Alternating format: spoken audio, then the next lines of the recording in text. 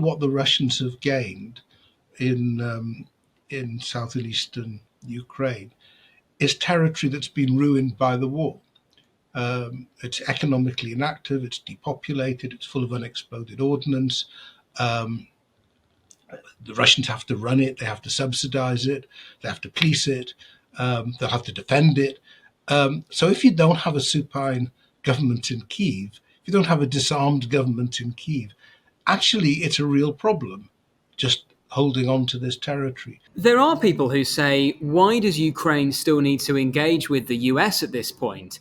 Why do Ukrainian officials need to have these meetings in Saudi with US officials? They are no longer the honest broker they once were. They have essentially switched sides. If they have already ceased sharing intelligence and providing military aid, why not negotiate directly if you're the Ukrainians with Russia, or use someone else as a mediator like a European nation? I mean, the first problem is the Russians want to go through the United States, partly for the reasons you've just given. They feel they'll get a fairer hearing from Russia. So if you actually do want to move things forward, you probably at the moment need to talk to Russia through the United States. And I don't think the Europeans are particularly keen themselves at the moment to start talking to Putin, though my own view is at some point they may need to. Look, we can see the problems with the relationship with the United States, but and over time the Americans may provide the Ukrainians with less and less. But while they still are able to provide the Ukrainians with military support, and in particular intelligence and so on, the Ukrainians have got to do what they can to get it. At the moment, the United States probably provides about 20% of the equipment, ammunition, etc., being used, but it's a pretty high-end 20%. It's some of the better stuff. They need the air defences, they need the intelligence. So, I mean, you could have a sort of hissy fit and say, you don't love us anymore, we don't want to work with you. But I think in a pragmatic, realistic sense of the limitations of Ukraine's position, they've got to do their best to make this work. I think also that, there's a realization on the Ukrainian part that they're taking all this heat for not being prepared to do the deal, whereas in practice, there's nothing the Russians have said which indicate that they are thinking along the same lines as the Trump administration on what a good deal looks like. The Russians have shown no interest in a ceasefire on its own, only after a peace deal in which they get everything they want that they fail to achieve through military action, that they'll be handed over in negotiations.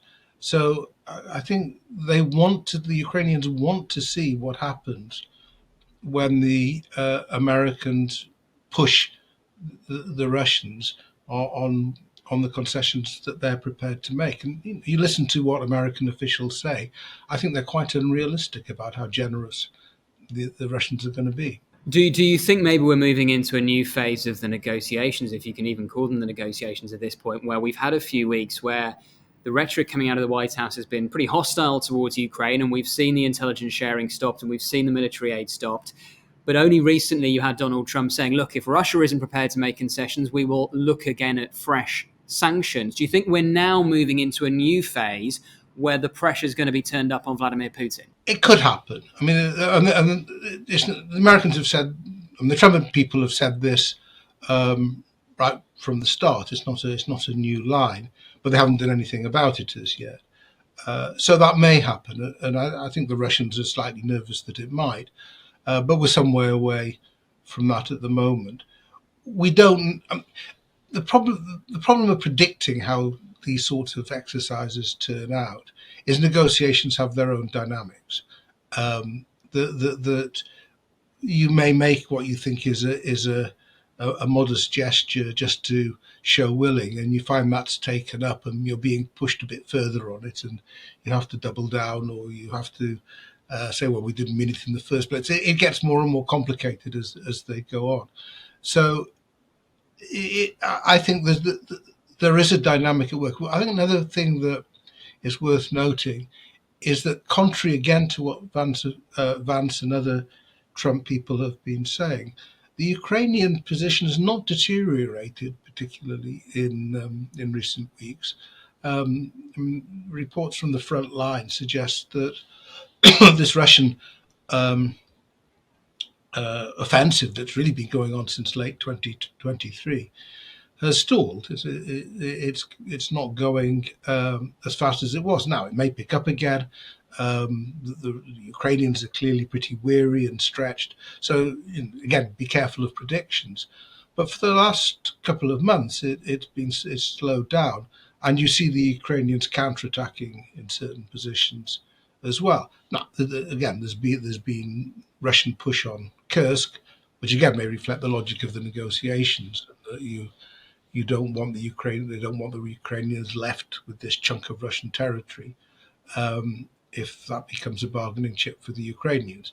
So I don't think the Russians are in such a great shape that they won't have to look quite carefully at what is being proposed.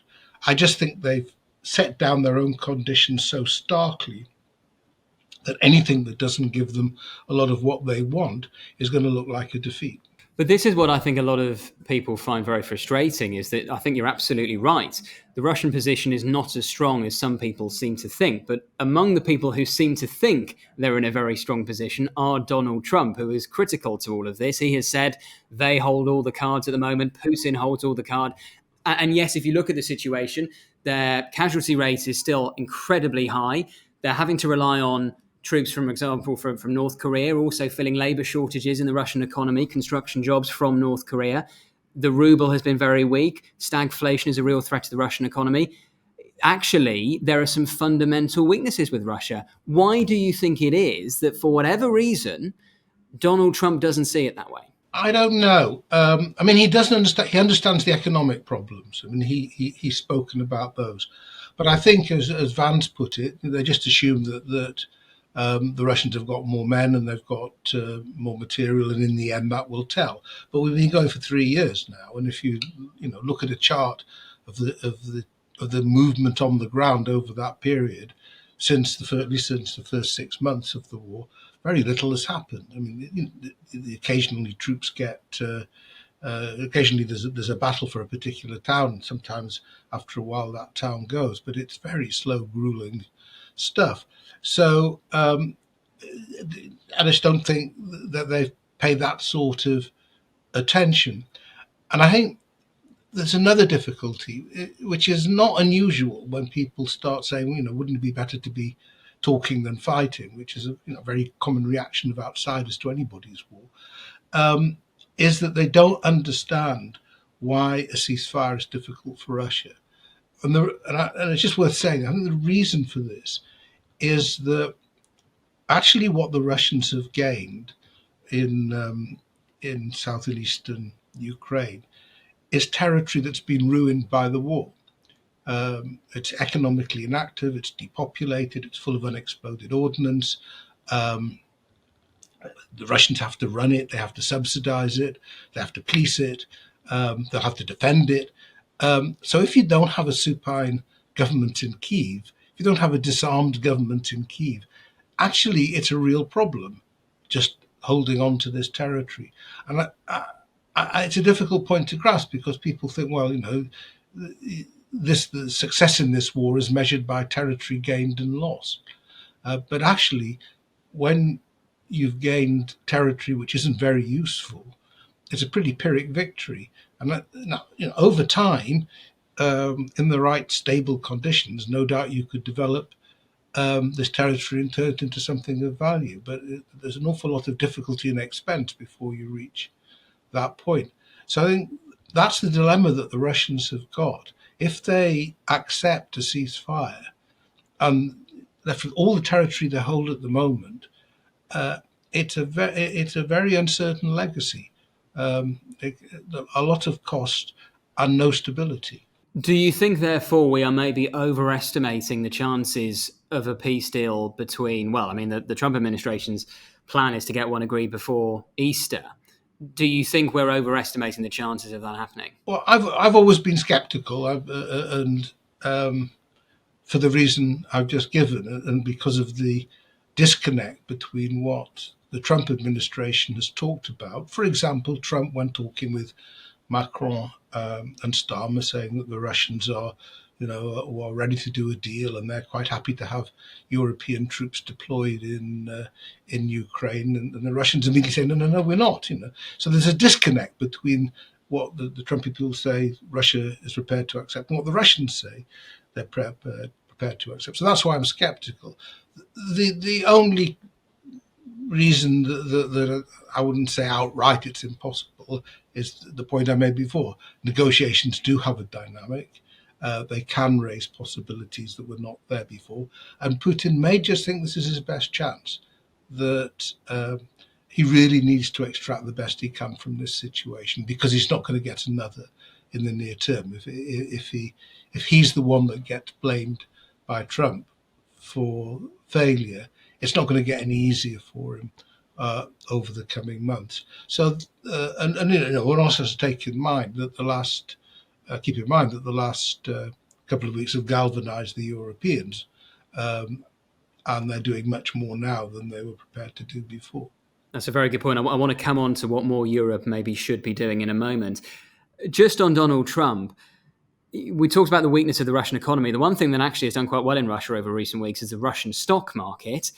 And conversely, in the US, the stock market is in real trouble at the moment, not purely because of Ukraine, of course, but also because of the trade war and the tariffs that Donald Trump is proposing. But I wonder if it may, in due course, have an impact on Ukraine. Do you think it may cause disruption in his administration that may spill over into how they approach Ukraine? I think that this is not a normal administration. It's taking extraordinary risks with its own economy, with the trade wars escalating again with Canada at the moment. It's absurd for the United States to be engaging in this sort of economic warfare with its closest neighbour and partner and so on. And there's an assumption at some point this is going to be a major constraint on the administration. I don't particularly think it affects Ukraine at the moment. I think they're in silos, these issues. The people who are dealing with Ukraine are not the same people who are dealing with trade and the economy. It is an interesting point about the rise in the Russian stock market, because that was a response to what seemed to be a possibility of a good peace for Russia, or a peace for Russia. And I think that's an indication of a problem for Putin as much as a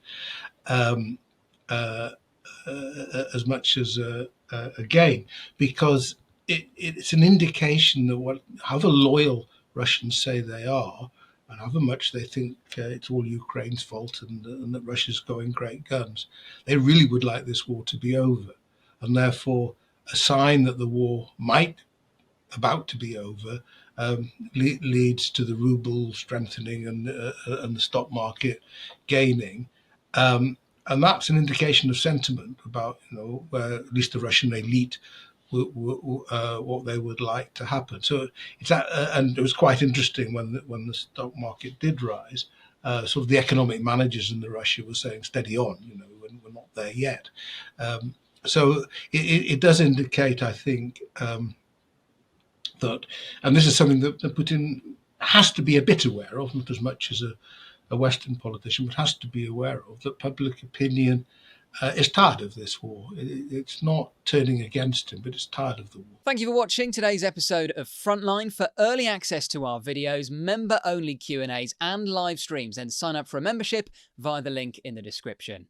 And for the latest news and breaking stories, listen to Times Radio and follow us at thetimes.com.